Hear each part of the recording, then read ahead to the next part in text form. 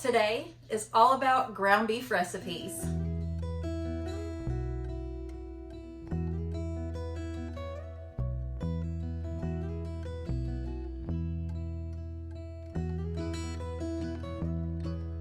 Hey y'all, I'm Sammy and welcome to my kitchen. Today I am sharing 6 ground beef recipes, and some of them are new to me and new to us, and they might be new to you. So definitely stay tuned because you don't want to miss these. Also, today's video is in collaboration with my very sweet friend Valerie over at Valerie Hargett. I absolutely love her, and I'm sure y'all already know who she is, but if you don't, please make sure you check down in my description box below and go check out her channel. Trust me, you don't want to miss hers either. Now, I guess we better get right in to cooking these quick and easy ground beef recipes. Come on, y'all, let's go. So first up, we're going right into a beefy lasagna skillet. This is a Luke Brown TikTok recipe. If y'all don't know who he is, I'm going to have everything linked down below because I've done several of his recipes. So starting out, we're putting a pound of ground beef. I use lean ground beef, and we're going to add in a whole chopped onion along with some salt, pepper, paprika, and parsley. And of course, y'all know I've got to add my Badia complete in there. So we're just going to go ahead and brown that on up. Once it's brown, you're going to dump in a huge amount of garlic in there. If you don't like garlic, just leave it out. Y'all know we love garlic. We'll just give that a good old stir together. And then we're going to add in 2 cups of uncooked pasta and then 2 cups of beef broth next.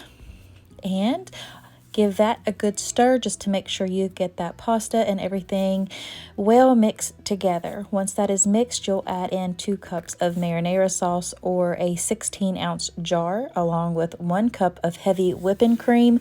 I did change the recipe just a little bit because I like more heavy whipping cream. And then once you have everything in there, you'll just give that a good stir together.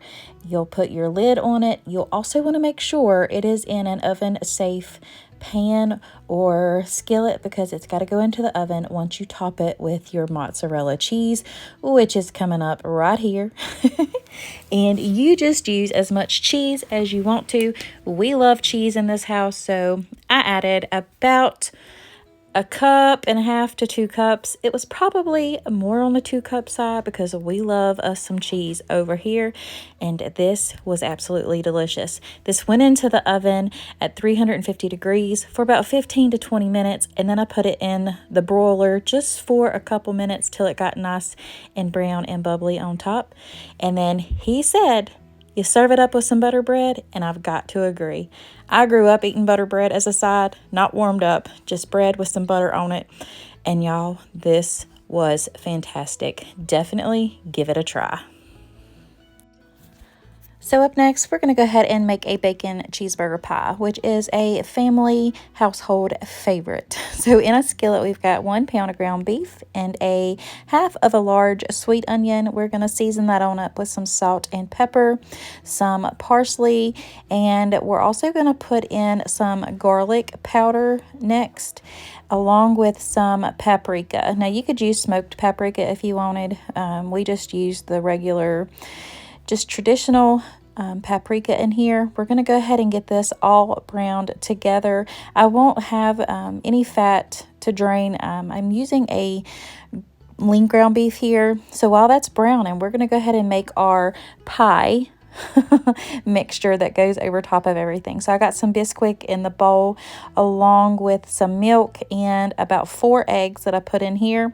We're going to go ahead and give that a whisk together. Now I will have the recipe or Luke's video for this down below so y'all can get all the exact measurements. But now that pie mixture is off to the side, we've got it mixed together, we're going to go ahead and finish up our ground beef.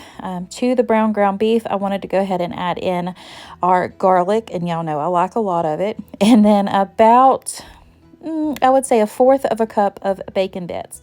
You'll want to go ahead and get that all mixed together, and then you'll dump half of that beef mixture into the bottom of a sprayed casserole dish. And of course, you gotta have cheese for a bacon cheeseburger pie. So we'll put about 1/2 cup of cheese on top of that. Then you'll layer it with the other half of your beef mixture. Spread that out as good as you can. Now you could always double the beef if you wanted to.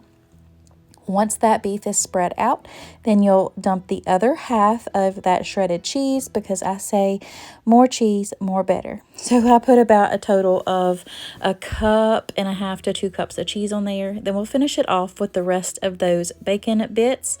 And now you'll pour that entire thing of the Bisquick mix right on top. It goes into a 375-degree oven for about 25 to 35 minutes. This is absolutely delicious. And if you're liking the video this far, why don't you go ahead and give me a big old thumbs up and click that subscribe button so you don't miss any more of these delicious videos. I'm telling y'all, this was definitely a hit. I just served it up with some Thousand Island dressing, and you've got yourself a yummy, yummy meal. Next up, cheesy Fiesta potatoes. You can't go wrong with this on a Taco Tuesday. First, you want to go ahead and wash and dice up some large russet potatoes, or whatever potatoes y'all like. Once they are diced up, we'll just put some avocado oil in there, and we're going to go ahead and season them up with salt, pepper, garlic, and paprika.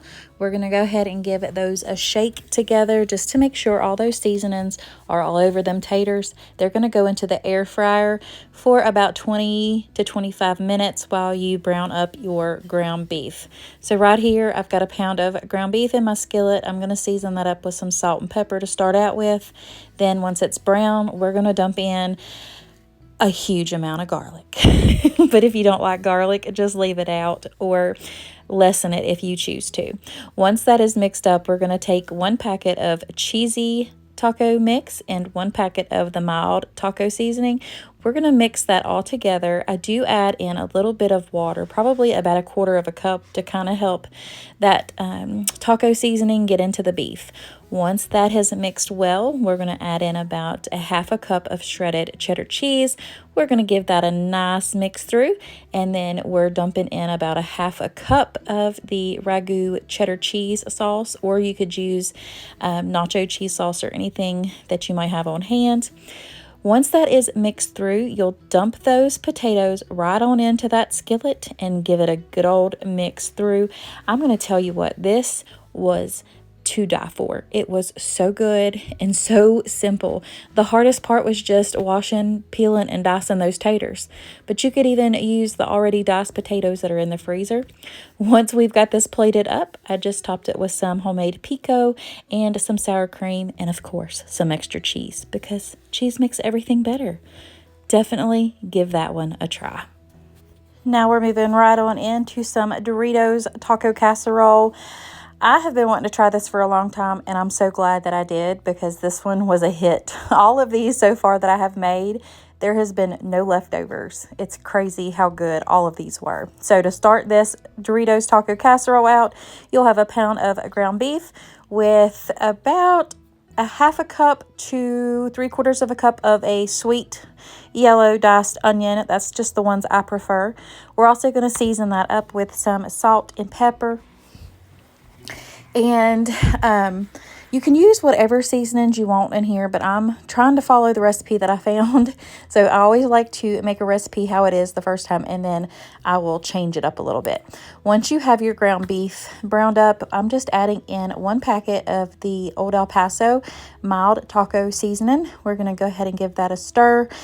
After we add in a whole bag of corn, I believe it was 16 ounces of frozen corn, and we're also going to add in 1 can of diced tomatoes. Now, you could use Rotel tomatoes if you wanted to. I just used regular old petite diced tomatoes in mine. I did drain out the liquid that was in the tomatoes. I didn't want this to be runny. Now we're going to go ahead and add in some extra chili seasoning, because I thought that it needed it. And once you have that combined, you'll take 1 8-ounce container of sour cream, and we'll go ahead and stir that on into the mixture after we add in 1 cup of cheddar cheese and 1 cup of crushed up Doritos. I know it sounds weird, but trust me on this, it was so good. You could also add in some beans if your family likes beans. We just left ours out, and I'm just smoothing that out to give it a nice appearance. That's just total personal preference right there. Once we have the Doritos, the remaining crushed up Doritos on top, we're going to go ahead and cover that and smother that in cheese because it makes everything better. Here it is once it comes out of a 350-degree oven. It did bake for about 20 minutes, so you just want that cheese to melt through. I served mine with a little extra cheese, some sour cream, and some taco sauce. If you are liking this video, make sure you give me a big thumbs up and leave me a comment below. I would also love it if you hit that subscribe button so you don't miss any of my other videos that I have coming up. Moving right along, we're making a tried and true family favorite. We're making my sketty, or spaghetti for people who don't want to cut it short, but I love saying sketty. In a large skillet, we're going to start off with a half a cup of diced green peppers and some onions, about the same amount of each. Once those have cooked a little bit, you're going to add in 2 pounds. I always like to make extra so I can throw some in my deep freeze. We're going to season that up with some salt and pepper. And then we are also just going to go ahead and brown that on up. Once it gets browned up, we'll add in our tomato paste. I use a whole can because I have both pounds of ground beef. Now, if you're only going to use 1 pound of ground beef, you'll just cut that back by half a can. I also do add in some Badia Complete because I can't go without it. Once we have this tomato paste in here and it's well incorporated into the ground beef, that's when we'll come in with a Lipton Beefy Onion Soup Mix packet. The entire packet, trust me on this, and then 1 entire packet of the thick and zesty spaghetti mix. I have made my spaghetti sauce like this for a long time, and my kids won't eat it any other way. So once you have both of those packets emptied in there, you'll just give that a good stir together. I'm going to add in some of my home canned tomatoes, but please feel free to just add in some diced tomatoes or whatever kind of tomatoes that you have on hand. Once you get that stirred in together, you'll dump in your favorite spaghetti sauce. I'm using my home canned sauce from the summer. There's just nothing better than those fresh flavors. But like I said, feel free to use whatever kind of spaghetti sauce that y'all's family likes. We love ours, so that's what we're using because I had it on hand. Once you have all of your spaghetti sauce in there, I decided to go ahead and add in some mushrooms to mine. If your family don't like it, please feel free to leave that out. But y'all, I'm telling you, this is the best spaghetti ever. I do let my sauce sit for about 30 minutes or at least an hour just to let those flavors combine. But I just served it up with some homemade rolls and topped it with some Parmesan cheese and basil. This was the best spaghetti I have ever made. Now, last but not least, we're going to make my bacon burgers. You cannot go wrong with an all-American bacon cheeseburger. I just make it a simple way. So I start out with 2 pounds of, actually I think I had 3 pounds here. Yes, I have 3 pounds of ground beef in here. It's lean ground beef. And then I have chopped up about ½ pound of bacon into just small bite-sized pieces, and I'm just going to throw that right on in to my ground beef along with all of my seasonings. I'm telling you, you've got to give this a try. And the bacon does get cooked. It gets cooked perfectly right on in with that beef, and the flavor combination, so good. So once you have your ground beef and your bacon in there, I dumped in 1 packet of the Beefy Onion Soup Mix. I'm going to take some of the Kinder's caramelized onion butter. I'm going to put that in there, as well as the wood fire garlic blend from Kinder's too. These seasonings are so good. They are definitely worth the couple extra dollars that you pay for them.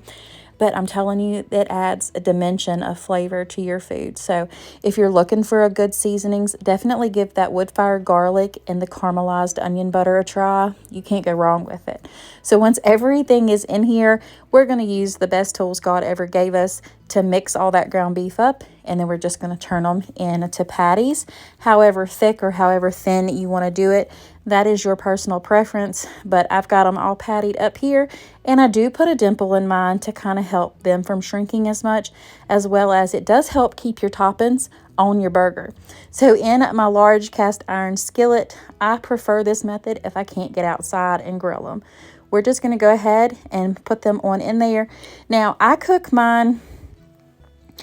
cook mine all the way. Some of the men in my house like them a little bit rare. I don't like them that way. I do like my steaks that way, but I do cook my burgers all the way through, which is about 5 to 6 minutes on each side, just depending. And y'all, these are perfect and they are fail proof. Definitely give these bacon burgers a try because they're definitely going to become a hit with your family. All right, y'all, that is it for today's video. I truly hope you enjoyed it. If you did, make sure you give me a thumbs up, leave me a comment below, and think about smashing that subscribe button. It is absolutely free, and I would love to have you as part of my YouTube family. Please remember to go and check out Valerie's channel, and if you are coming over from her channel, hey, so happy to have y'all here. And if you need some other meal inspiration, make sure you check out the other 2 videos that are on your screen. Until next time, if you are in need of prayer, please let me know below, and I would be honored to pray for you all. Until next time, God bless. Bye.